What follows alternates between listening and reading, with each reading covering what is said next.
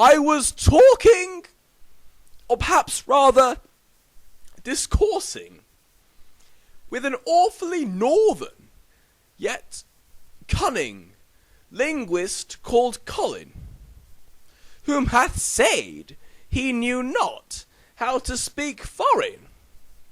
I waged, that's abhorrent, apparently you've forgotten where you're from'n, that is far too common in men.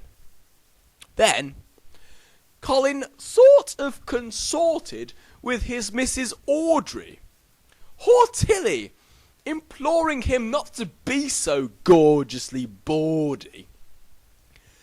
Though it is not naughty, when swins singingly torn from mummy, to be all in the scantily clad, experimenting with all manner of scat jazz.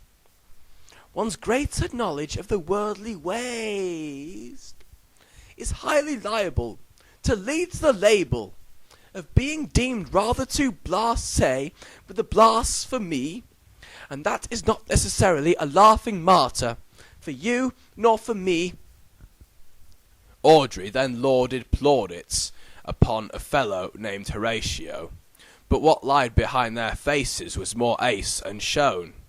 By their not bad dab hands they were able to rebrand blasé blaspheme things more like benign schemings.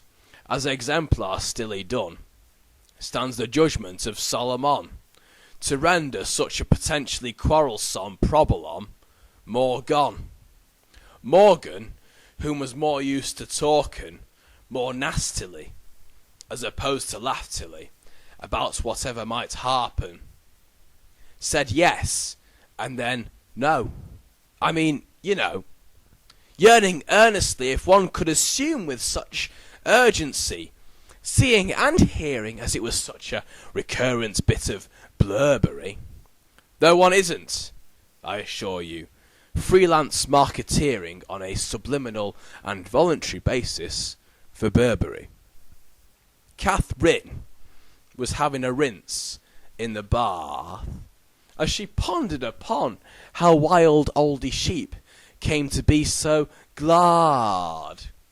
Less mild horses became more rideable, and wolves became dogs, more like a bull. Eureka, she shrieked! The elements of cynicism and stoicism as both instinctive and neatly exhibited in those what boasteth the mostest cognitions, and in those upon which the aforementioned still deeply depend. Otherwise such clever cogs might find themselves capiche-ed, and that'll have to be the end.